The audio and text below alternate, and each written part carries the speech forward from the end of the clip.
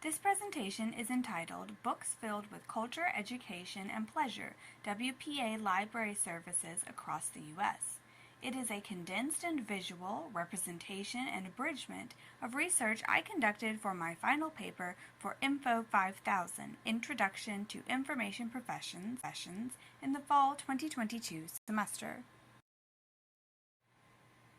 My research seeks to answer the question, what library services were bolstered and/or originated across the U.S. during the Great Depression as a result of WPA funding and/or involvement? On May 6, 1935, the Works Progress Administration, WPA, was created by Franklin Delano Roosevelt, President of the United States, and tasked with providing various forms of temporary work for millions of Americans left unemployed by the nation's economic collapse in the 1930s, through a variety of public work projects sponsored by federal, state, or local government. These employment opportunities ranged from road and building construction to education, art, and music programs. Of direct benefit to libraries across the country was a series of library-specific programs sponsored by the WPA. Loosely tabulated, these projects began nationally in 1935 and ended around 1943, as documented by comparative dates of some state programs.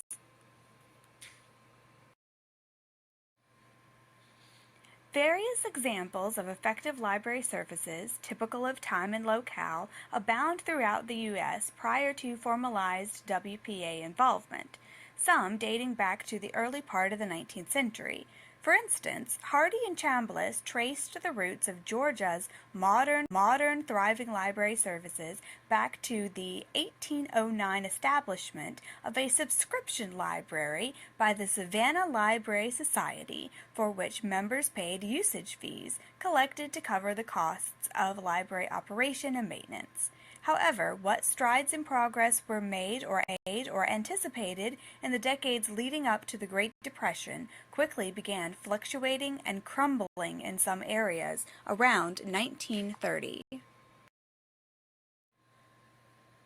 The Great Depression had two primary effects on nationwide library services during its duration, according to von Essen.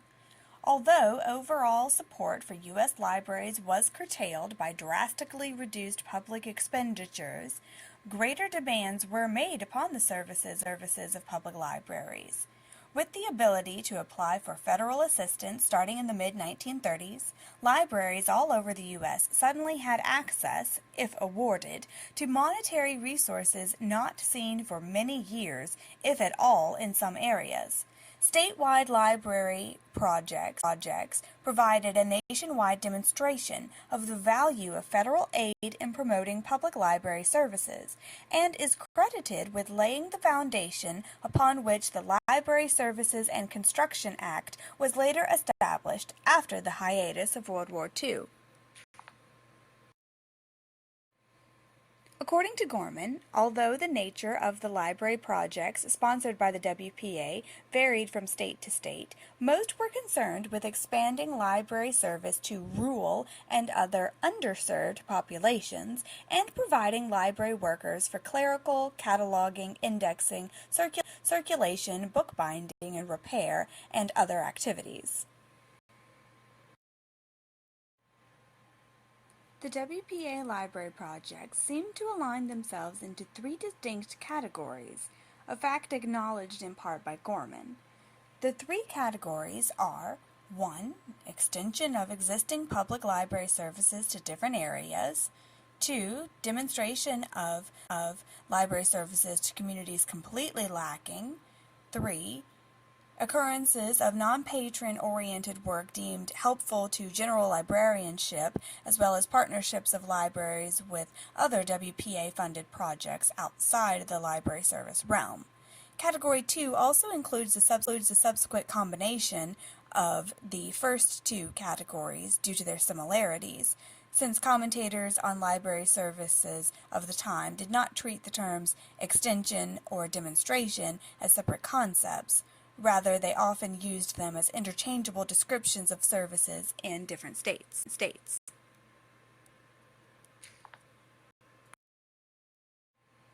The majority of statewide initiatives focused on Category 1, extension, as is the case of such states as Wisconsin, South Carolina, Kansas, and Indiana. Extension projects bolstered existing efforts to provide library services to communities through various means. One of the most unique methods of WPA extension projects was the packhorse libraries in eastern Kentucky.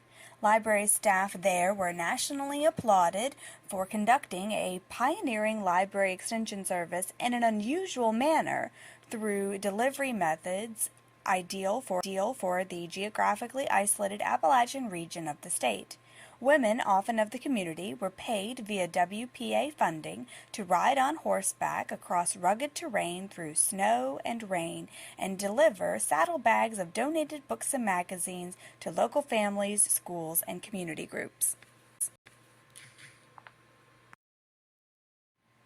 Affectionately known as the Book Women, these individuals somewhat revolutionized library services in Kentucky by striving to build healthy relationships with the people they served through materials offered and time spent. On a weekly basis, the librarians painstakingly compiled thematic scrapbooks as supplements to their circulating collections. As evident in this photograph, the scrapbooks featured such items as recipes clipped from various homemaking magazines with hand-colored photographs as illustrations, and quilting patterns neighbors wanted to circulate among their relatives and friends. Other state WPA projects were mostly Category 2 demonstrations, as was evident in states like Michigan, Arkansas, and Georgia. Demonstration projects featured introductions to library services in rural areas in some states and the establishment of physical locations for libraries in service vicinities removed from states' primary locations, often the county seats or capitals. A commonality for both situations was communities that had never experienced library services for one reason or another finally being introduced to them by original services tailored to their needs. One of the most interesting WPA demonstration projects was the Texas Circulating Loans collections. Demonstration loans were collections of about 1,000 volumes owned jointly by the WPA and the Extension Division of the Texas State Library, TSL, sent to different counties for a period of 1 year. If a town or county already offered some free public library services, the library committee could borrow a smaller collection of about 100 to 500 volumes for a period of 6 months. A comparable loaning of federally owned books was in place for a season in both Kentucky and Oklahoma. The demonstration loans eventually circulated through various towns well into the 1950s in specially built bookmobiles run solely by the TSL, as evident by this photograph from Blanco, Texas, in 1958.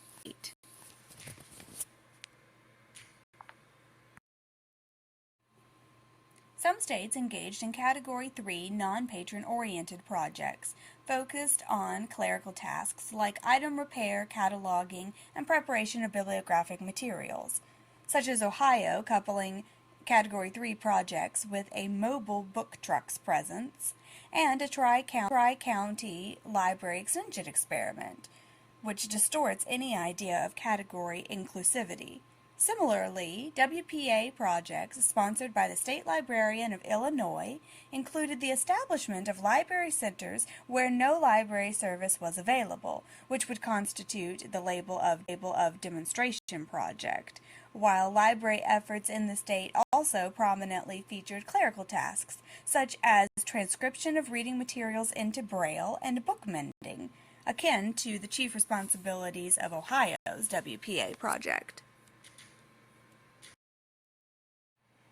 As the most curious example of Category 3 non-patron-oriented projects, the Free Library of Philadelphia partnered with the Federal Music Project, a branch of the WPA, to ensure the orchestras had the scores they needed for concerts across the country. Upon hearing about WPA-funded music copying organizations, Chief Librarian Franklin Price recognized and seized an opportunity to greatly expand the importance of the free library by intensifying an existing copying service being offered to the head of one individual group. With formal WPA support beginning in 1936, musicians as copyists working in the Free Library's building in their own department eventually produced a total of 1,395 orchestral scores of national and international origin by project completion in 1945. Inaccuracies exist in today's literature as to whether the WPA was a help or hindrance to U.S. libraries, especially when considering which organizations should have been or essentially were responsible for library services in some states at the time. For example, Seavey deemed the entire WPA just another of President Roosevelt's alphabet soup agencies in response to the Depression, and complained about the lack of good overall history of the agency itself, especially the absent systematic investigation of WPA involvement in library land. Inadvertently supplying an answer to today's debate regarding WPA involvement in state-level library projects, Smithville Public Library in Texas participated in a national commemoration of the 5th anniversary of WPA operations across its many branches during a week-long open house event in 1940. Each open house in the participating libraries across the U.S. included exhibits of all non-construction WPA projects, prepared to explain the work of each unit. Incidentally, this photograph, taken in 1938, shows First Lady Eleanor Roosevelt attending an open house event while visiting Hyden, Kentucky, which was probably a precursor to the 1940 national event for the 5th anniversary of the WPA.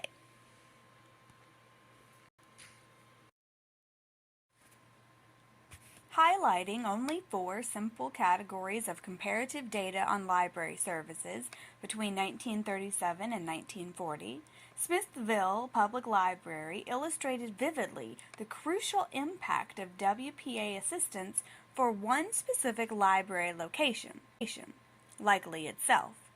From 1937 to 1940, weekly hours of service at the library in question increased from 4 to 42, which aided monthly circulation growing from 40 to 1,100, based on usage by initially 16 borrowers in 1937 to a total of 877 patrons in 1940, able to choose from a varied book stock of 2,305 volumes in 1940, having started with only 1,886 in 1938.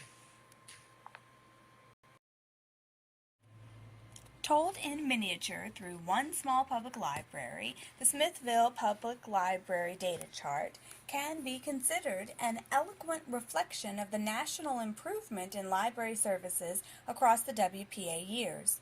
None of these admirable strides in Texas or anywhere else would have been possible without WPA funding to cover staffing, costs of building libraries, and providing circulating materials. Without the WPA, library services would have very well ceased in a majority of areas or never reached others.